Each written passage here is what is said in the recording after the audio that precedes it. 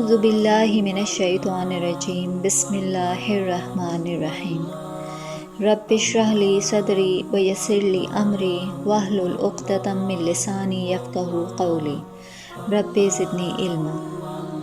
آج کے مبارک صحابی ہیں حضرت سلمان فارسی رضی اللہ تعالیٰ عنہ۔ ابتدائی زندگی۔ حضرت سلمان فارسی رضی اللہ تعالیٰ عنہ حضور صلی اللہ علیہ وسلم کی بعثت سے سالہ سال پہلے ایران کے شہر اصفہان کے ایک نواحی گاؤں میں پیدا ہوئے۔ آپ ایک مجوسی آتش پرست مالدار خاندان سے تعلق رکھتے تھے۔ آپ بچپن سے ہی بہت سادہ مزاج اور خاموش طبع انسان تھے۔ ایسے ہی ایک دن کسی راہب سے تعلق بن گیا۔ اس کے دین نے آپ کو اپنی طرف راغب کر لیا۔ باپ نے گھر سے نکال دیا تو آپ اسی شفیق پادری کے پاس جا کر رہنے لگے۔ جب اس پادری کی وفات کا وقت قریب آیا تو اس نے سلمان فارسی کو غموریہ کے ایک اور پادری کے پاس بھیج دیا۔ بہت سال آپ اسی پادری کی خدمت میں رہے اور رہبانیت کی راہ پر چلتے رہے۔ پھر جب اس پادری کا وقت رخصت بھی قریب آیا تو اس نے ان کو کہا کہ میرے انتقال کے بعد یثرب چلے جانا، وہاں آخر الزماں کے ظہور کا وقت قریب ہے۔ اگر تم اس پاک نبی کا زمانہ پاؤ تو اس کی خدمت میں ضرور حاضر ہونا۔ سلمان فارسی نے نبی کی نشانیاں پوچھیں تو اس نے 3 نشانیاں بتائیں۔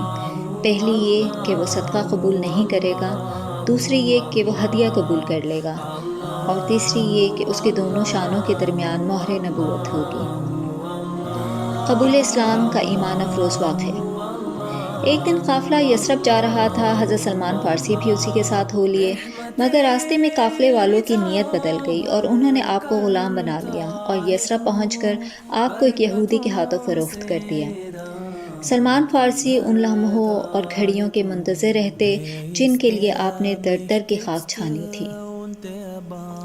کبھی عرش پر، کبھی فرش پر، کبھی ان کے در، کبھی در بدر، غم عاش کی تیرا شکریہ، میں کہاں کہاں سے گزر گیا۔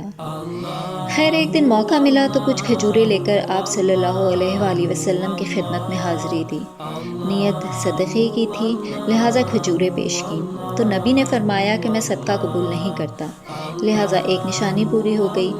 کچھ دیر بعد دوبارہ کھجوریں لے کر خدمت میں حاضر ہوئے، نیت ہدیے کی تھی، وہ حضور نے قبول کر لیا، دوسری نشانی بھی پوری ہو گئی۔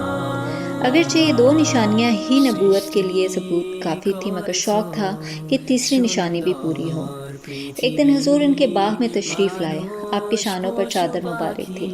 سلمان فارسی فرماتے ہیں کہ میں آپ کے پیچھے پیچھے چل دیا، آرزو تھی کہ ہوا کا کوئی تیز جھونکا آئے اور چادر ہٹ جائے۔ حضور میرے ارادہ قلب سے آگاہ ہو گئے۔ فَأَلْقَ إِلَيَّ رِدَاءَ، حضور نے چادر اتار کر اپنی پشت کو میری جانب کرتے ہوئے فرمایا انظر إِلَىٰ مَا أُمِرْتَ بِهِ۔ تو سلمان فارسی کہتے ہیں کہ میں نے دیکھا حضور پاک کے 2 کندھوں کے درمیان مہر نبوت تھی، تو میں دوڑ کر ان سے لپٹ گیا اور حضور کے مہر نبوت کو چوم لیا۔ سبحان اللہ۔ حضور نے آپ کا مشرف اسلام کیا اور آپ کا اسلامی نام سلمان فارسی رکھا گیا۔ غلامی سے آزادی۔ حضور صلی اللہ علیہ وآلہ وسلم کو سلمان فارسی کی مجبوری کا علم تھا، لہٰذا فرمایا کہ تم اپنے آقا کو معاوضہ دے کر آزاد ہو جاؤ۔ یہودی نے 40 اوقیہ سونا اور 300 پودے لگانے کے عوض معاوضہ طے کیا۔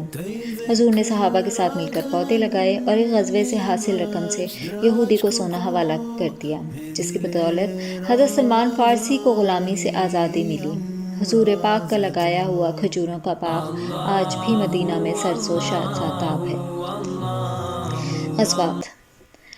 حضرت سلمان فارسی کے گلے میں جب تک غلامی کا طوق تھا وہ کسی غزوے میں حصہ نہ لے سکے۔ احد اور بدر دونوں ہی گزر گئے، مگر غزوہ احزاب میں بھرپور شرکت کی۔ ذی-القعدہ 5 ہجری میں غزوہ احزاب پیش آیا۔ حضور نے صحابہ کرام سے مشورہ کیا۔ حضرت سلمان فارسی چونکہ ایرانی جنگی طریقوں سے واقف تھے تو انہوں نے عرض کی یا رسول اللہ، دشمن کے مقابلے میں ہماری تعداد بہت تھوڑی ہے، مدینہ کے چاروں طرف خندق کھود کر ان کے لیے رکاوٹ بنا دی جائے۔ حضور کو ان کی تجویز بہت پسند آئی اور 3000 صحابہ کرام کے ساتھ اس کام میں شریک ہو گئے۔ تقریباً 15 دن کی محنت کے بعد 5 گز چوڑی اور 5 گز گہری خندق مدینہ کے اطراف میں کھود دی گئی۔ اسی دوران انصار و مہاجرین میں ایک دلچسپ بحث بھی چھڑ گئی۔ انصار سلمان فارسی کو اپنا ساتھی اور مہاجرین اپنا ساتھی کہتے۔ حضور نے جب یہ بحث سنی تو فرمایا سلمان مثل اہل بیت، مطلب سلمان میرے اہل بیت میں سے ہیں۔ ماشاء اللہ کیا رتبہ ملا تھا۔ آخر کار 27 دن کے محاصرے کے بعد مشرکین منہ کی کھا کر واپس چلے گئے۔ آپ نے فرمایا جنت 3 لوگوں کی مشتاق ہے، حضرت علی، عمار بن یاسر اور سلمان فارسی کی۔ ایران کی لشکر کشی کے وقت بھی سلمان فارسی ان غزوات میں شریک رہے اور بہت سے معرکے سر انجام دیے۔ گورنری: حضرت عمر نے اپنے دور خلافت میں ان کو مدائن کا گورنر مقرر فرمایا تھا اور 5 یا 4,000 درہم تنخواہ مقرر کی، مگر اس درویش کی گورنری کی کیفیت بھی عجیب تھی۔ تنخواہ ملتے ہی وہ اسے غریبوں میں تقسیم کر دیتے اور خود چٹائی بن کر روزگار کماتے۔ چٹائی کی بھی آمدنی کا 1/3 حصہ فروخت کر دیتے۔ ایک جھبا زیر پہ تن فرماتے اور بغیر زین کے گدھے پر سوار ہو کر آتے جاتے، لوگوں کا سامان اٹھانے میں مدد کرتے، اپنا آٹا خود ہی گون لیتے۔ ایک دن اس شخص نے بہت ضد کی کہ میں آپ کے رہنے کے لیے ایک گھر بنا دیتا ہوں۔ آپ کے بہت منع کرنے پر بھی وہ نہ مانا۔ آخر آپ نے فرمایا کہ بنانا ہے تو ایسا بناؤ کہ کھڑا ہوں تو سر چھت کو لگے اور لیٹوں تو پہلو اور پیر دیوار کو لگیں۔ آخر اس شخص نے ان کی خواہش کے مطابق ایک جھونپڑی نما گھر آپ کے لیے بنا دیا۔ وصال مبارک: حضرت سلمان فارسی نے ایک طویل عمر پائی۔ ان کی عمر کے بارے میں مختلف روایات ہیں، جیسے 80، 100 یا 150 سال۔ آپ نے حضرت عثمان کے دور خلافت میں وفات پائی۔ ایک دن حضرت سعد بن وقاص رضی اللہ تعالیٰ عنہ آپ کے مرض الموت میں آپ سے ملنے آئے تو آپ رونے لگے۔ وجہ پوچھی تو فرمایا کہ حضور صلی اللہ علیہ وآلہ وسلم نے مجھ سے کہا تھا دنیا جمع نہ کرنا، اور اب میرے پاس اسباب ہیں، مجھے ڈر ہے کہ میں اپنے آقا کے دیدار سے محروم نہ ہو جاؤں۔ اور وہ اسباب جس کی وجہ سے آپ گریہ کر رہے تھے، ایک بڑا پیالہ، ایک لوٹا، ایک بوسیدہ کمبل تھا، تکیے کی جگہ 2 اینٹیں رکھی ہوئی تھیں۔ وفات کے وقت ان کی کل سامان کی قیمت 20 یا 22 درہم تھی۔ آپ کے پیغام کا خلاصہ: آپ کا شمار ان جلیل القدر صحابہ میں ہوتا ہے جن کو رسول اللہ صلی اللہ علیہ وآلہ وسلم کی بارگاہ میں خاص تقرب حاصل تھا۔